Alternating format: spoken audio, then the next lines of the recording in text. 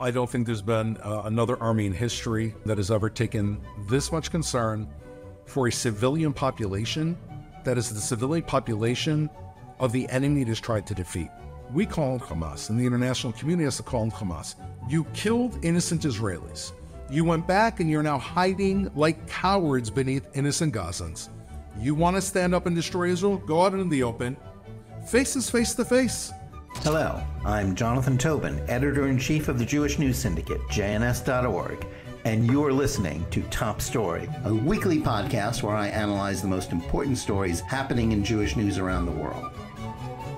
Each week, I will break down politics, foreign policy, and culture to provide insights into what is going on behind the headlines. Hello, and welcome to Top Story. Thanks for joining us. We're continuing our JNS coverage of the war on Israel that was launched by Hamas on October 7th by speaking with IDF spokesman Doron Spielman. But first, I want to remind you to like this video and podcast, subscribe to JNS, and click on the bell for notifications. I also want to remind you that you don't have to wait a full week for more Top Story analysis. There is a daily Top Story podcast where I share more news and analysis with you about the most significant issues we're facing today. You can find the daily show under Top Story with Jonathan Tobin on the JNS channel on Apple, Spotify, Google Play, or wherever you get your podcasts. Also, you can see us on Telegram. You can find the latest news, including Top Story and other JNS TV content there by subscribing. And now to today's program. As the war with Hamas stretches into its third month, efforts to demonize Israel and to treat its terrorist opponents as victims rather than aggressors continues to dominate Western news coverage of the conflict.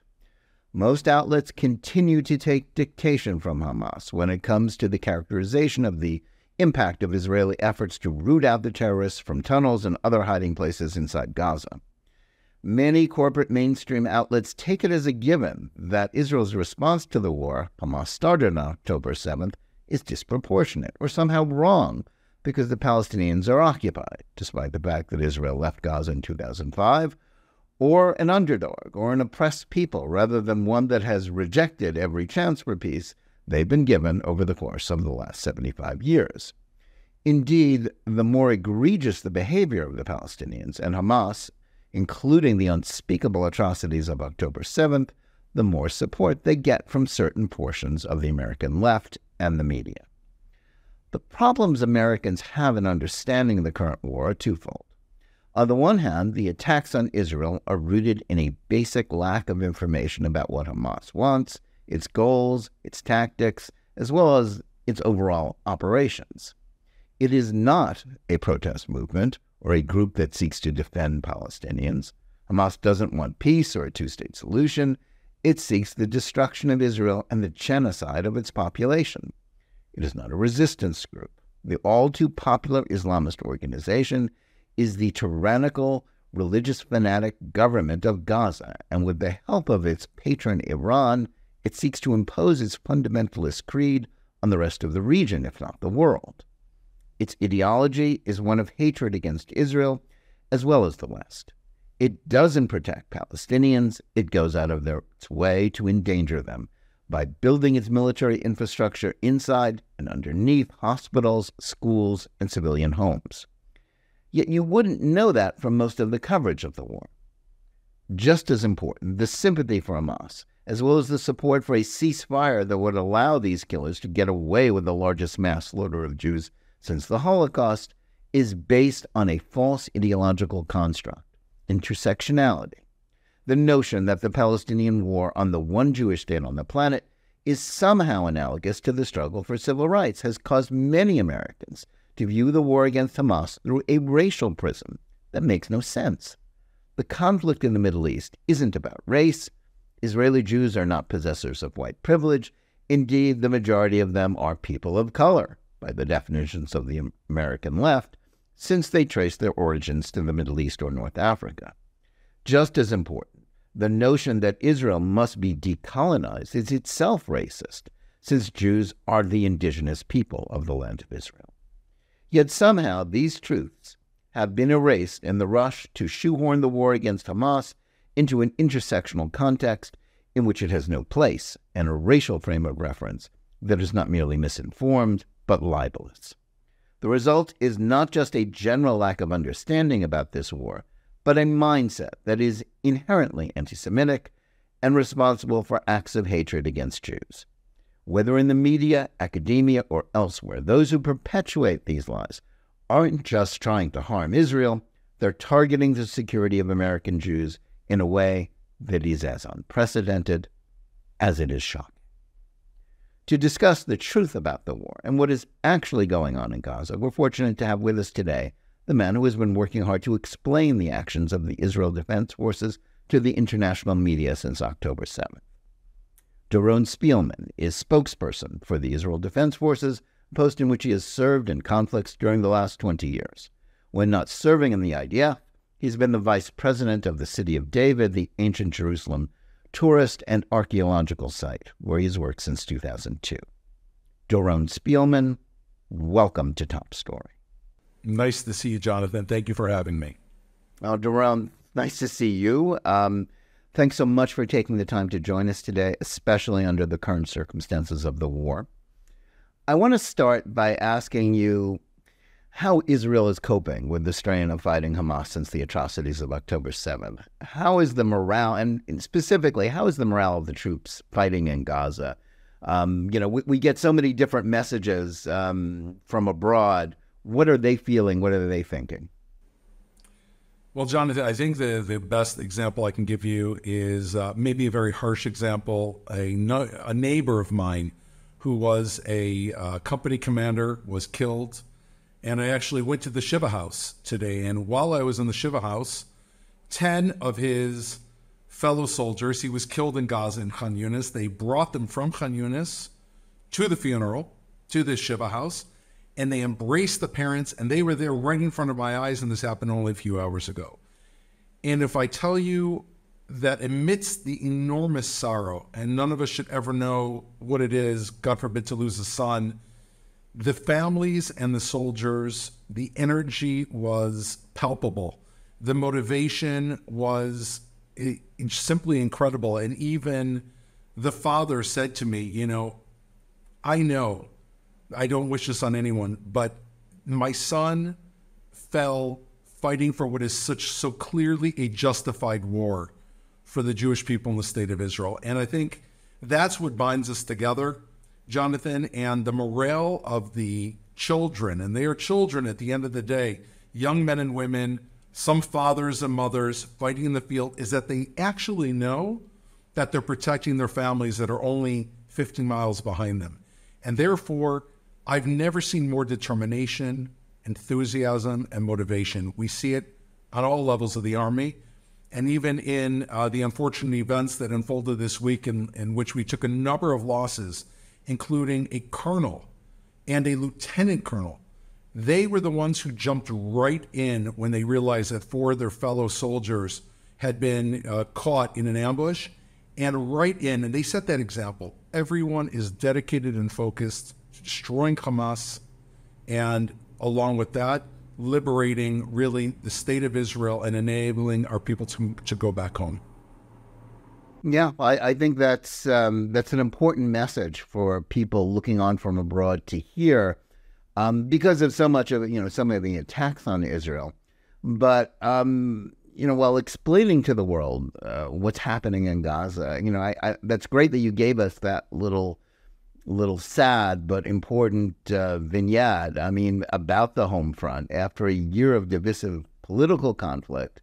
I guess the question that many Americans who care about Israel asking, how is the post-October 7th unity still holding? And how are most Israelis thinking about the 2 goals of the operation, which are, one, bringing the hostages home and destroying Hamas, when, it's fair to say those goals might be antithetical as much as everybody wants both.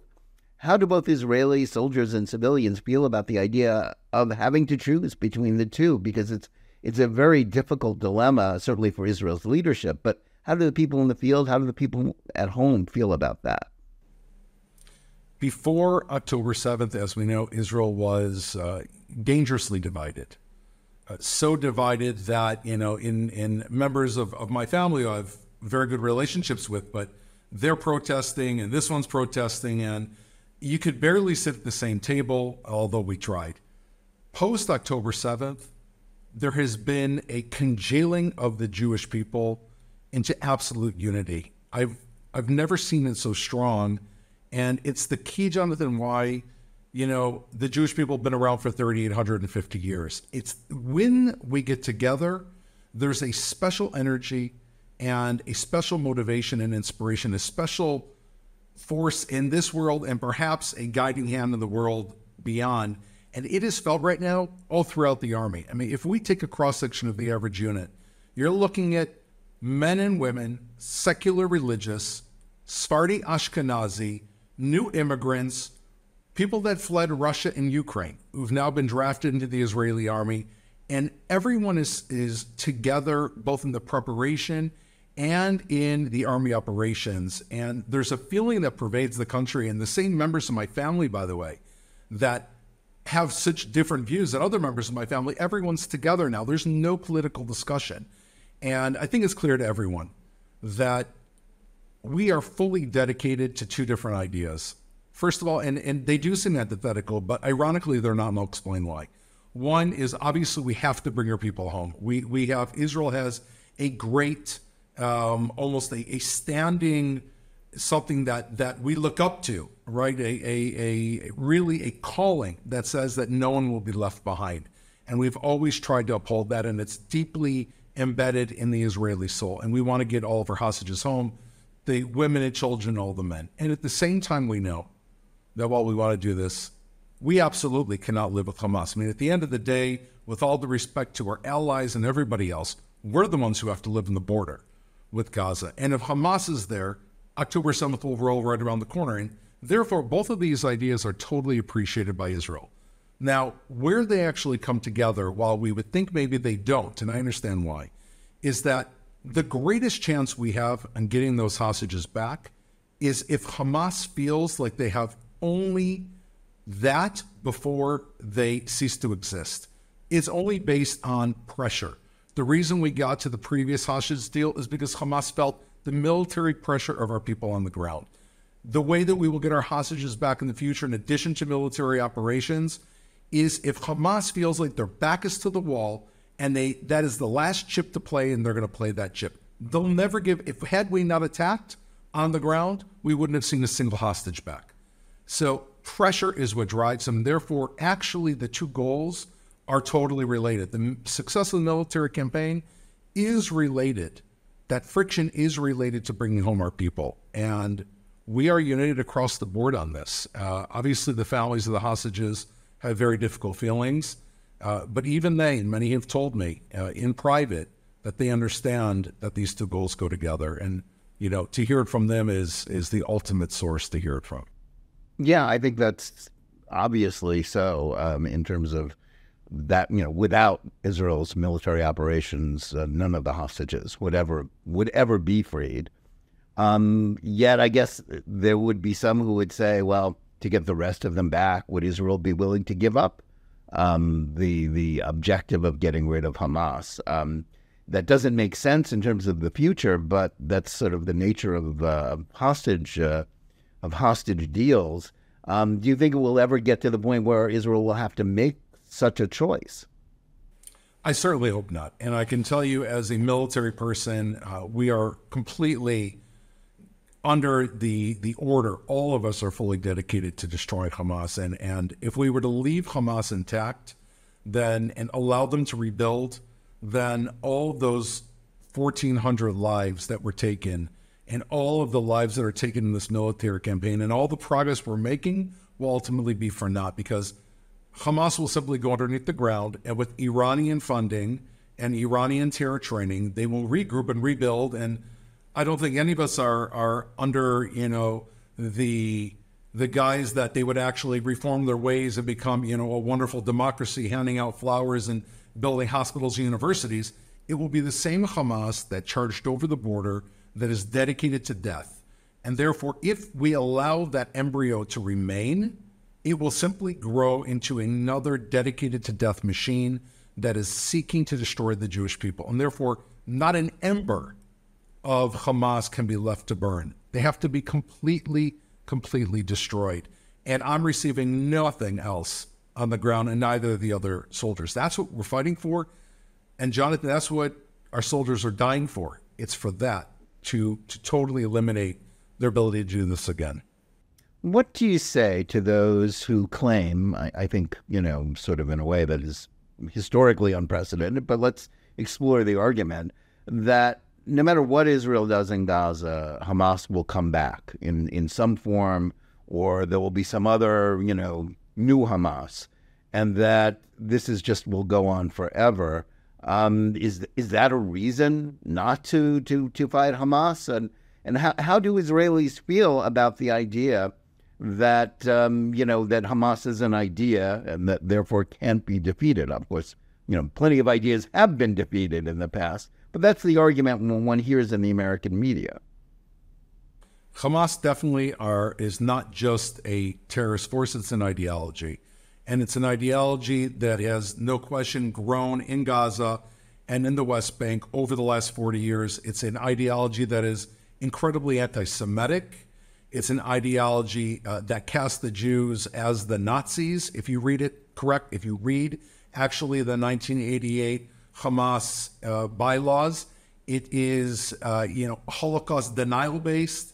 It is really dedicated to destroying the Jewish people in the state of Israel, and there's no putting a silver lining on it. That has been in existence, and that has, to some degree, fomented within the Palestinian culture. It's clear to everybody, and that's why Hamas has 30,000 fighters. At the same time, we know that this has brought destruction on the Gazan people, and the Gazan people now know that it has brought destruction on them. I mean, even if we hear the voices that have come out now that are allowed, that you can hear them on TikTok and Telegram and all the other social medias, you can hear the Palestinian people standing in those lines, and they're screaming not at Israel. They are screaming at Hamas. They are talking about Hamas. And that's just the very beginning, because they've been living under fear for so long. The idea, Jonathan, is at the end of the day, in order to defeat this ideology, two things have to happen. Hamas has to be totally destroyed, and it cannot be worth it for a Palestinian in Gaza to join Hamas. And then number two, there has to be a really solid plan that's going to be put in place that's going to enable those people to have a future. And what happened in the past, for the last 16 years, all those billions and billions and billions of dollars that were sent to the Palestinian people to turn Gaza into a Singapore went into the pockets of the top three people of Hamas, all of whom, if you put them together, are worth $11 billion, into even the children of Yahya Sinwar, who was buying watches and fancy jewelry, as we found the receipts when we got into his home while the Gaza war was going on and his own people were dying, and was used to build an underground terror complex. If that money was to be used to create hope, then that hope, combined with the defeat of Hamas when it comes together, will hopefully beat the ideology. And I think we can look to Nazi Germany, we could look to, Japan during World War II. In both of those cases, there was a certain ideology that was beat and changed. And it came with the Marshall Plan, and it came with many other things. It's not going to be easy, but we have to make it happen, because at the end of the day, we have no choice. Right. Now let's get to the main problem with much of the international coverage of the IDF's operations. Tell us about the care that the IDF takes to avoid hitting civilians, and and this was something said by President Biden recently, is the IDF conducting indiscriminate bombing of targets inside Gaza? First of all, I don't think there's been another army in history Jonathan, that has ever taken this much concern for a civilian population that is the civilian population of the enemy it has tried to defeat. Meaning, we're not talking about our own civilians. I'm talking about the Gazan civilians. We have given them weeks and weeks of forewarning to leave the battlefield. Even today, when we're going to strike a target, we let them know in advance, meaning we lose our operational surprise against our enemy in order to let families know to leave the field of battle. It's unprecedented on this scale in warfare. people eventually are going to be looking back to Israel as probably the unreachable model of what a army can do to take care of a civilian population. We dropped flyers today. They can be seen all over the internet. We've been making phone calls and sending SMSs. We have people on the ground that are announcing people to get out of the way of fire. That is the greatest thing that anyone could do in war, is to move people out of fire. In addition, we created humanitarian zones in Al-Mawasi in the south. And we have facilitated trucks going into those zones. However, 116 rockets have been fired by Hamas from the Al-Mawasi humanitarian zone that is for the Gazan people. All of these reports that come out and all these condemnations, how are they not condemning Hamas for shooting 116 rockets, by the way, 20% of which fell inside the Gaza Strip, towards Israel from a humanitarian zone that we are not striking in order to enable these people to have a better life. And I think what this shows is just more and more, it just magnifies the issue, like in a magnifying glass. This tragedy that has befallen the Israeli people and the citizens of Gaza is simply due to Hamas. And the only way it's going to get better in the long run is to defeat them. We are not indiscriminately firing at anybody. We are very carefully judging our targets as best as possible in an urban packed zones with terrorists who are hiding in homes with civilians, booby-trapped homes, popping up into tunnels, going underneath the ground and coming up in the home across the street and shooting at our soldiers from the back. In this kind of setting, we are taking the greatest precautions we can while at the same time trying to defeat Hamas. And every single military action is evaluated and judged by what is the correct ammunition, what is the correct explosive level, how do we try to minimize civilian casualties. Now, is it 100%? Absolutely not. This is a war. But we go to enormous extents to try to take care of their civilians. And I think the world has to make a decision at the end of the day. Does it want to blame Israel, or does it want to take care of the Gazan civilians? Because if you waste your time blaming Israel, it's futile because we're doing everything we can. The blame needs to be placed by the international community and all of those international groups, UNRWA, UNICEF, the Red Cross, Doctors Without Borders. All of these groups have to stop being part of the problem by telling us that we can't move these populations and it's impossible and there's always 5 minutes left of healthcare in all of Gaza, they've been saying for the last 69 days, and put the blame at the feet of Hamas, have an international outcry against Hamas, and facilitate what we are trying to do. If we do that, we can actually make the lives of these people better.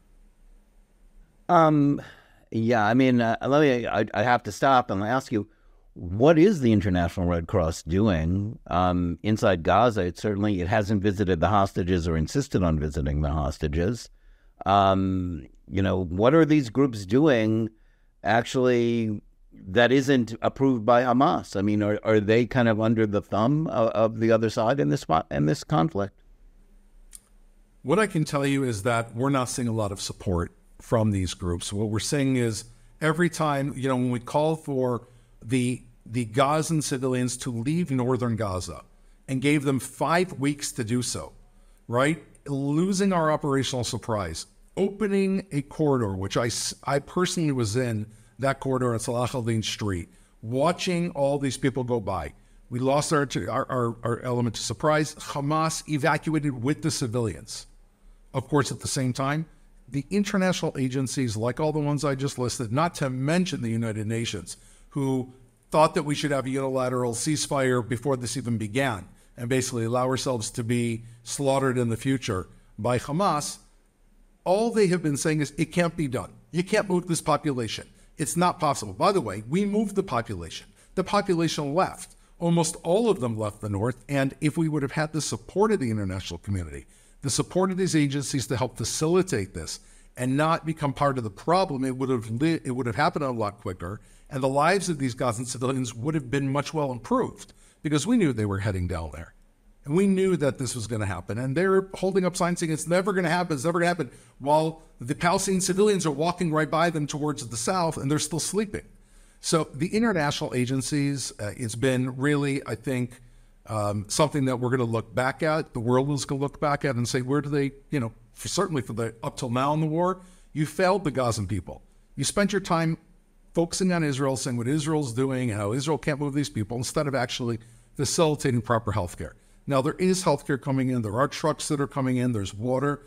There's electricity. And it is being done with some of these international groups. However, it's too little by them and really too late. They need to get on the ball right now in order for this to happen.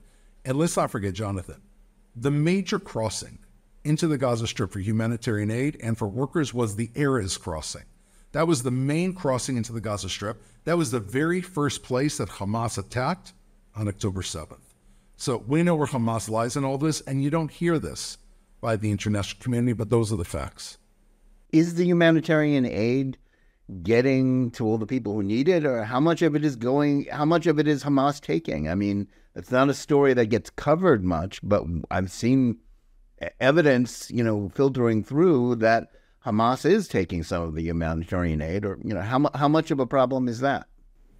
We have a lot of reports that they are taking it. We have verified reports that we have seen Hamas take fuel, medical equipment, and food. The degree to which they're doing it on the ground is difficult to know, but this is exactly where the international aid organizations could be helpful. They're on the ground. Have they been under the thumb of Hamas? Certainly they're living amongst that Hamas, kind of dark umbrella. And so therefore they're used to living in that area. And let's not forget, Hamas went into these UNESCO stations and stole fuel and food at the very, very beginning of this conflict. I mean, there's a lot of friction and a lot of contact, let's call it, between these two groups. But that is where the international aid organizations have got to be stronger. We cannot monitor every bag of flour and every gallon of water, but it's up to them to do so that it actually reaches those people who need it, and not the Hamas terrorists who are still holding 135 of our hostages deep underneath the ground. And by the way, we know that very little of that aid is reaching our hostages. They were living on starvation rations, the ones who were there. And so this is certainly where those groups can take a step forward and try to be part of the solution. Yeah, I think that's clearly where they have fallen short. What should we make of the statistics about Palestinian casualties that are so widely cited in the media, whether or not they credit the Hamas, health ministry or not, but they're taken, as facts? What are we supposed to think about them? How accurate are they? Do we have any real idea of civilian casualties in Gaza? It's very difficult to know, Jonathan. The area is so urbanly packed, and the terrorists are so embedded in civilian infrastructures that to figure this out is going to take a long time in order to do it. It's not like Israel, where when a civilian or a military person is killed, it's announced and it's transparent. Hamas, before they even we entered into this situation, they wrote a script, right? And this was all part of the script. We're going to massacre Israelis. We're going to flee back, hide under our civilians. They'll kill our civilians. We'll inflate the numbers and scream to the world, thousands and thousands of people, Gazan civilians, have been killed, so that the world diverts its attention to Israel. Hamas can then go back underneath the ground, rebuild, and then attack once again. And that's exactly what we're seeing play out. There are certainly thousands of casualties that have taken place in Gaza, and it's terrible that innocent civilians are caught up in this war with Hamas. Our war is certainly not with them, it is with Hamas. But Hamas is so deeply embedded within that population, it's extremely difficult to avoid, even with everything we're doing. However, the numbers, whatever they end up being in the end, and they probably are high because, you know what, even 1,000 people is high. I don't want to see a Gazan baby or child or mother killed, God forbid. We want to see Hamas destroyed. At the end of the day, the high numbers are the result of the fact that Hamas disproportionately uses civilians. That is the name of the game. Why are there so many civilians being killed? Because Hamas is so willing to put their children and their wives and their parents in the line of fire that everywhere you find them, they're holding civilians around the neck and shooting from behind them. It's all happening behind doorways. And therefore, we call on Hamas, and the international community has to call on Hamas. Stop being such cowards. You killed innocent Israelis. You went back and you're now hiding like cowards beneath innocent Gazans. You want to stand up and destroy Israel? Go out into the open. Face us face to face. Show some courage. Have a shred of dignity left in you and let these civilians live their lives. That needs to be the message of the international community. At the end of the day, though, Hamas are really just cowards, hiding behind civilians and sniping at people from afar while claiming that they have an ideology that protects the very people they're hiding behind. And therefore, they're evil, and it's ludicrous. And that's the situation. I think the veil is off, and most people who I think have their scruples about them understand what's happening. It's difficult given the images, but at the end of the day, it's clear that Hamas are the force that are causing those deaths. Let me ask a question then. I mean, as you say, Israel doesn't want to hurt civilians, but how much support does Hamas have among Palestinians? I've seen polls. I don't know how anybody can conduct a poll inside Gaza, but there have certainly been polls conducted among the Arabs in Judea, Samaria, the West Bank, that shows that Hamas is gaining support. Hamas is broadly popular, given the October 7th attacks are approved of by Palestinians. Do you get any sense of how much support, even as this war is going on, even though they're clearly endangering and exploiting their own people, are they still broadly popular? What are we supposed to think about that? I would take all of this, with a very, very hesitantly, these reports, and with a great deal of cynicism, because I can tell you that many of their soldiers are giving themselves up right now. We see them walking out, holding their guns over their heads, walking out towards us. Many of them are giving up, and in those circumstances, and when we're able to round them up, we do interrogations. And the interrogations, the information that's coming out, Jonathan, is that the Hamas fighters feel like their command and leadership is totally disconnected from reality. They have no idea what is actually going on. They're safe underneath the ground, or they're far away in Qatar or other countries around the world while these people are sent out to die. And we are hearing it time and time again, not only from the civilians, from the fighters themselves, that they are angry that Hamas left the people above ground simply to be slaughtered. We see it from the people standing in lines. The videos have been released. They're yelling out epithets at Hamas. And I think that when, these are people who've lived under a cruel dictatorship.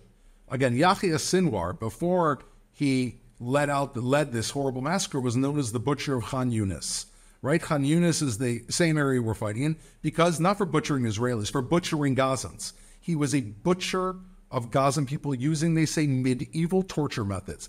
Any Gazan who he felt was collaborating, which essentially is any Gazan who doesn't agree with them, they were tortured and they were killed. This is the nature of the person. Therefore, they've been afraid to speak.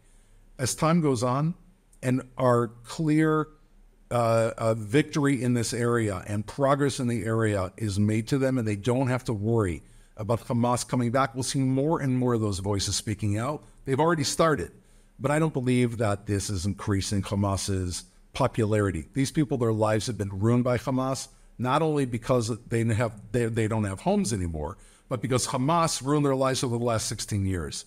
And I think we're going to see a lot more of that play out once they feel more comfortable to speak.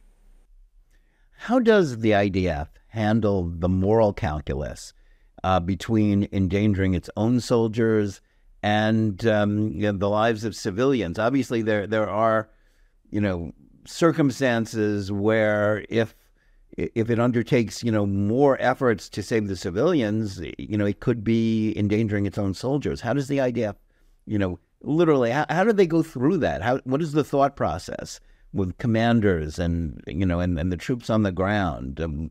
Because this goes to the heart of so much of the criticism, I think, unfair criticism of Israel, as if there is no moral calculus. What do they do when this dilemma comes up?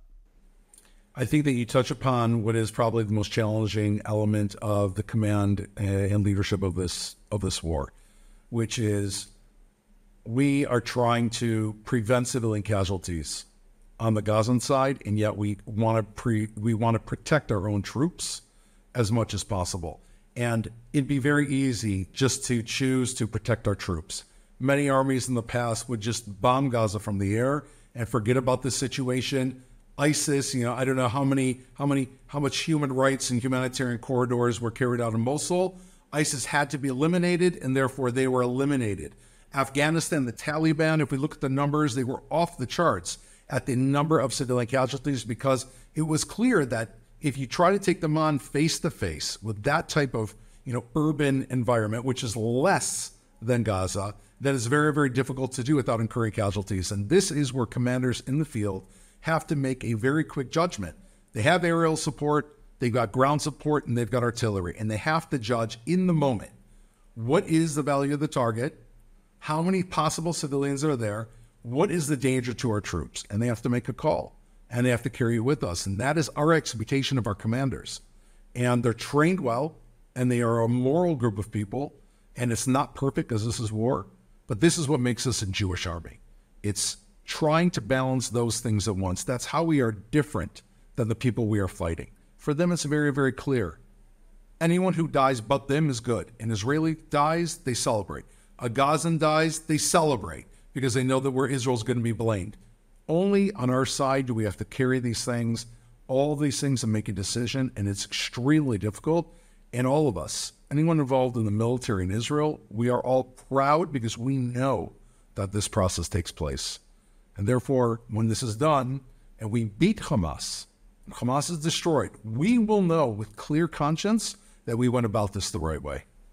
Let me ask you about a controversy that apparently made a lot of people angry in the Middle East, and it concerned photos that were taken of Hamas prisoners where they were, stripped down to their underwear, hands tied.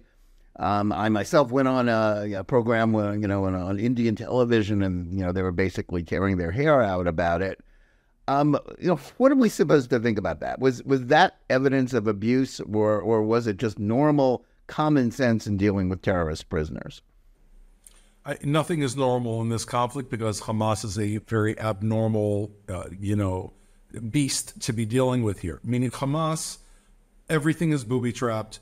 They're wearing suicide vests. They have no problem blowing up 20 of their comrades in order to kill 2 Israelis. These are the people that we're dealing with. The ones that come out with their arms up with the guns held high, just behind them are people with the guns aimed right next to them shooting at our forces. Again, they're shooting from their own humanitarian areas. Therefore, the commanders in the field take precautions that are necessary in order to not put themselves on fire in harm's way. And this goes exactly back to what you were saying before. What do we do to try to prevent harm to our own soldiers? And there's no question that the easiest thing to do is to make sure someone doesn't have a suicide belt on, is to say, lift up your shirt, take down your pants, and show us that you absolutely do not have a suicide belt on you, or a grenade, or a knife, or a gun. And the reason we're doing this is because in many cases they have. And so, the process that we go through is an uncomfortable process. It's not a great process. However, this is war. And it's a much better process than what they're doing to the Gazan civilians, which is placing them in the line of fire. These people, out of 100 people, we are searching. A number of them are connected to Hamas. All the rest, at least 70%, are let go right after this process is done. Of those 30%, 10 of them, on average, will be held for long-term interrogation. These are the numbers. And 20 of them are affiliated, another 20 are affiliated with Hamas. And this war is not a nice thing. We wish this war had never been brought on us. Our own civilians were taken, and they were raped, and they were massacred, and they were killed. In this case, it's unfortunate. And you know what? If Hamas would raise a white flag and give up and stop their cruel ideology of trying to kill Israelis, we wouldn't have to see things like this taking place. I guess you're not going to get much of an apology from me. If that, it's no. not much of an apology. This is a sad fact of life. But if it was my son out there, I would rather them walk around, to make sure that they're not blowing him up. So that's the bottom line. Right. I guess here's a question. How many Hamas operatives are there? And where are they right now? I mean, are they all underground? What is going on? I mean, what are the numbers involved? Because, of course, if you read the international media, it seems that there are no Hamas fighters. They're just civilians and children being killed. Right. By the way, apropos, if you look at the numbers that the Hamas Health Ministry puts out, the numbers are all full of women and children. There's not a fighter in there. It's like no fighters are being killed. It's all women and children, according to them, which is just another glaring flaw behind those numbers. Look, the way that Hamas operates, as we know, is it is so deeply embedded within this population. You're talking about, it's extremely difficult to identify who is a Hamas person. Why?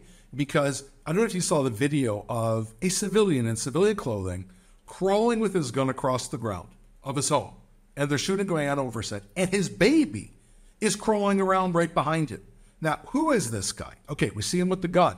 He's clearly a Hamas fighter, but in normal circumstances, put the gun aside, you see a man crawling with his baby. Who is he? Is he a father? Is he a Hamas fighter? They don't wear uniforms. They pose as civilians. It's extremely difficult to identify who they are until they blow their cover by pulling out a gun.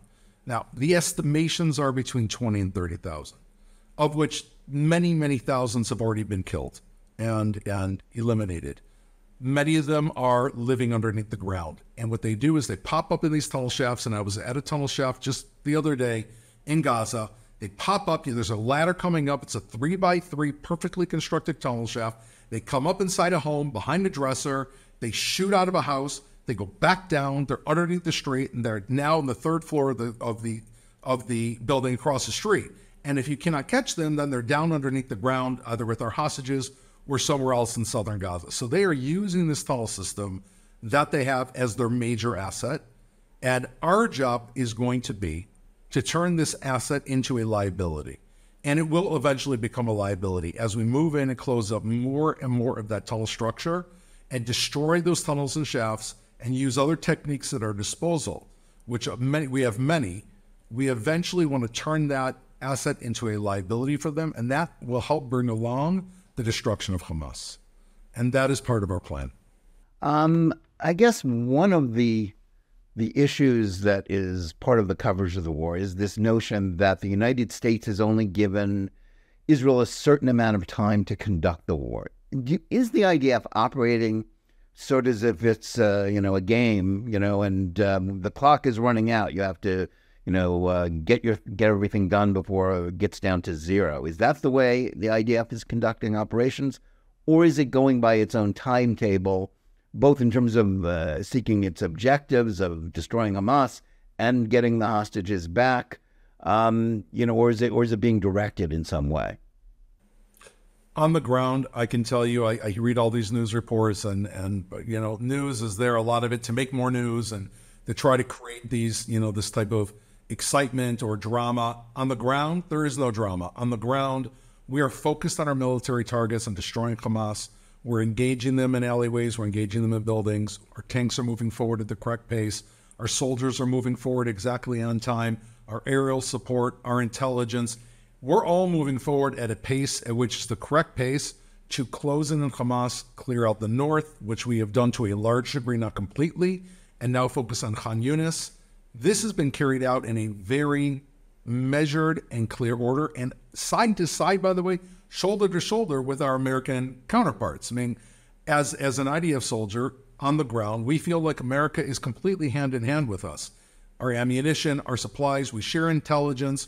The head of our intelligence is speaking to the head of CENTCOM on a daily basis where we're evaluating, and we're also learning. We're learning from the U.S. They have a lot of experience engaging in Afghanistan and engaging ISIS, and therefore there's a lot of sharing of information. And on the ground, the clock is according to what's right on the ground.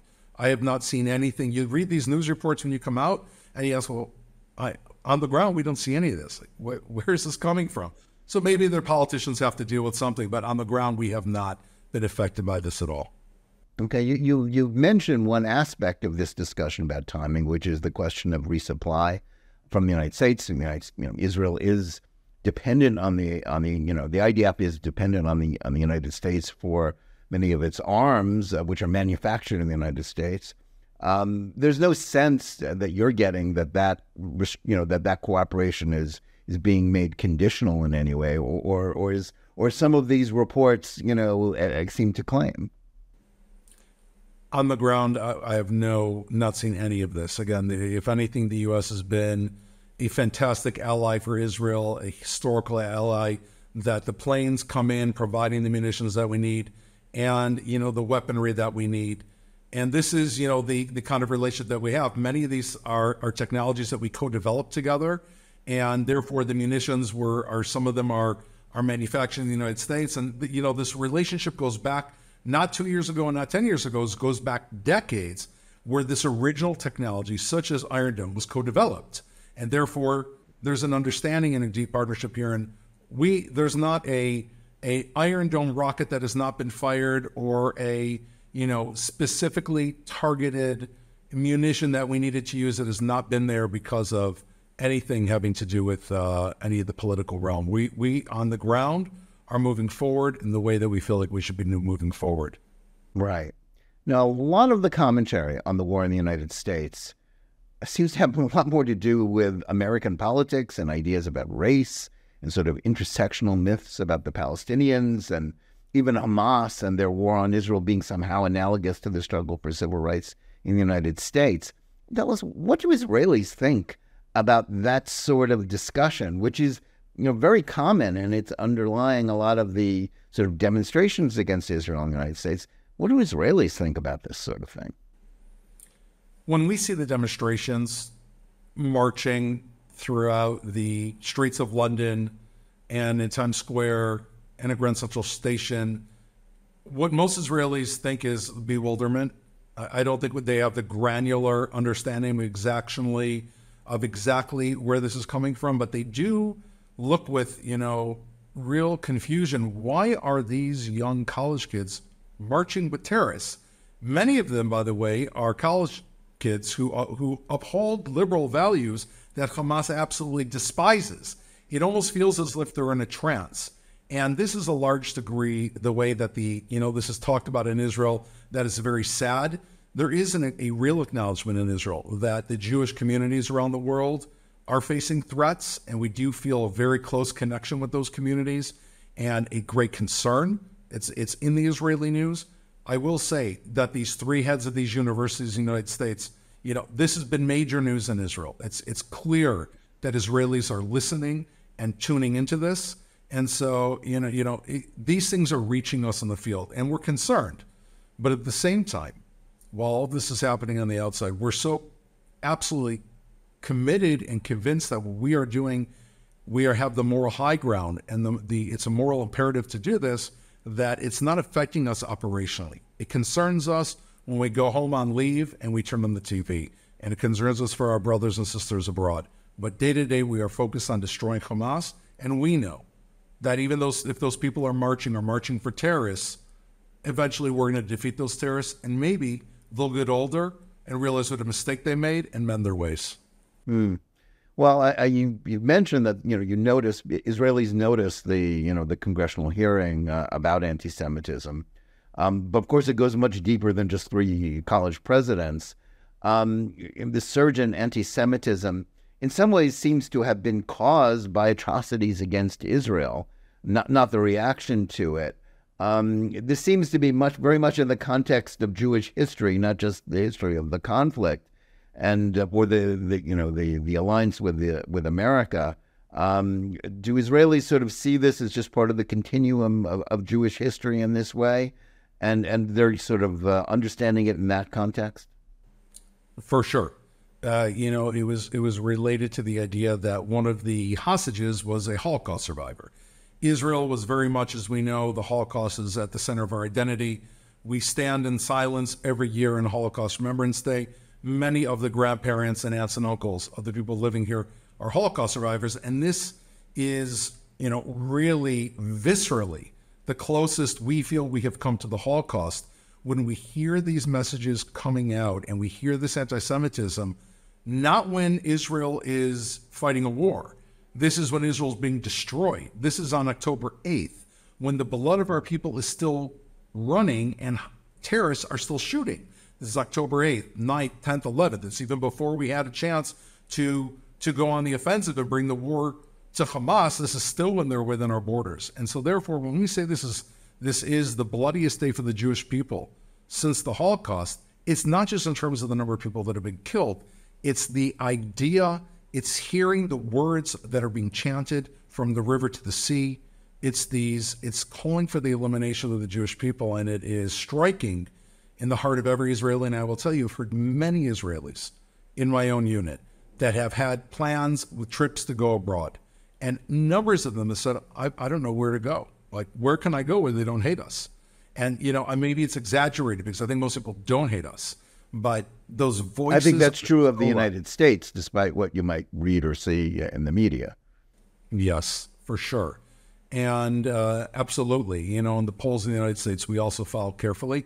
But this is the feeling. It's a very uncomfortable feeling that we are so justified in what we're doing. And there are those who seem to, the only logical reason they could be focusing on us seems to be anti-Semitism. It's for lack of any other logical reason. Well, Doron, let me ask you one final question. What should Americans who care about Israel, what should be uppermost in their minds right now? What do you want them to do or think or say? At this time of crisis for Israel and of war, if there's one thing that Israel would want Americans who care about the Jewish state, what would you have them do? Zero tolerance for anti-Semitism, zero tolerance for Jew hatred, zero tolerance for Israel bashing. Zero tolerance. You have no choice but to stand up. Because what happens is if you're in an auditorium of 1,000 people and everyone's quiet except for 20 people who stand up and yell, those are the voices that fill that auditorium. And that's what's happening today. Those protesters are not reflective of America.